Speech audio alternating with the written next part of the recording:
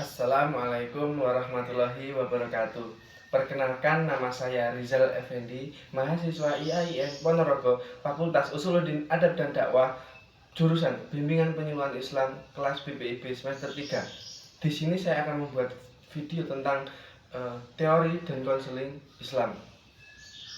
Untuk lebih memahami, mari kita simak video berikut. Pada masa lalu, sebut saja namanya Fulan. Ia adalah seorang yang kehilangan figur seorang ayah. Ia ditinggal merantau oleh ayahnya dan demi untuk menghidupi kebutuhannya. Ia tinggal bersama neneknya bersama ibunya. Ia melanjak dewasa ketika ia duduk di bangku SMP. Ia dikenal seseorang yang jenius, smart people, dan berprestasi. Namun disayangkan ketika ia mulai beranjak ke tahap selanjutnya, ia berkeliaran dan berteman dengan orang-orang yang tanda kutip kurang baik, yang mengakibatkan ia salah pergaulan sehingga ia dikeluarkan dari pihak sekolah. Kemudian tidak berhenti sampai situ, Fulan mempunyai keinginan untuk memperbaiki kesalahan tersebut. Ia mulai kejar paket, mencari sebuah ijazah demi untuk melanjutkan ke jenjang SMA. Ketika di SMA, ia dipengaruhi atau mendapat afirmasi positif dari teman-teman sekelilingnya bersama gurunya. Setelah ia berusaha menjadikan dirinya lebih baik, ia menunjukkan dan membuktikan keseriusannya dalam belajar demi menggapai cita-cita di masa depan ia ingin kuliah.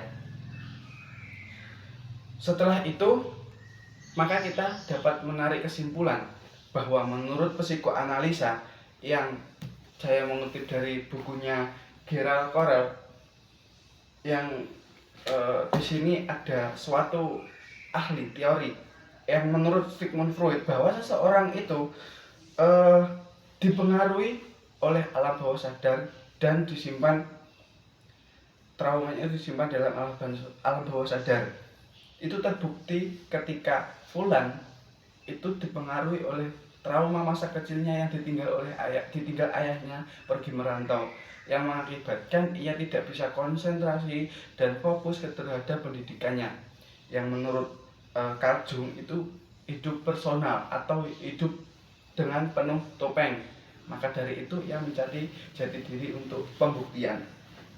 Kemudian menurut aliran behaviorism yang dikatakan oleh John B. Watson bahwa seseorang itu dipengaruhi oleh lingkungan, yang menurut Pavlov itu adalah seseorang dipengaruhi oleh respon atau stimulus.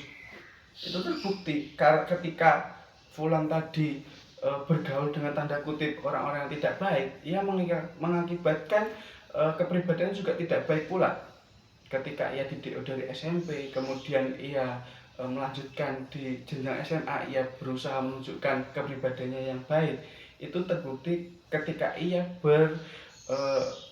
berteman dengan orang-orang yang di sekitarnya atau lingkungannya. Kemudian oleh aliran humanisme pada halaman 53-80, Abraham Maslow mengatakan seseorang mampu mengenali dirinya sendiri hingga ke jenjang aktualisasi, yang menurut segitiga Abraham Maslow, seseorang itu hidup untuk mencapai puncak ke aktualisasi diri. Mungkin itu saja yang dapat saya sampaikan. Kesimpulannya adalah mari kita belajar mengendalikan diri, keinginan, ego, dan super ego kita kelola dengan baik. Agar apa? Kemudian tekad belajar yang kuat akan mengantarkan kita ke masa depan yang lebih cerah. Mungkin itu saja yang dapat saya sampaikan. Terima kasih atas perhatian teman-teman. Mungkin bila mana ada tutur kata maupun dalam saya bersikap, saya mohon maaf yang sebesar-besarnya. Wallahul muwaffiq ila aqwamit thoriq. Assalamualaikum warahmatullahi wabarakatuh.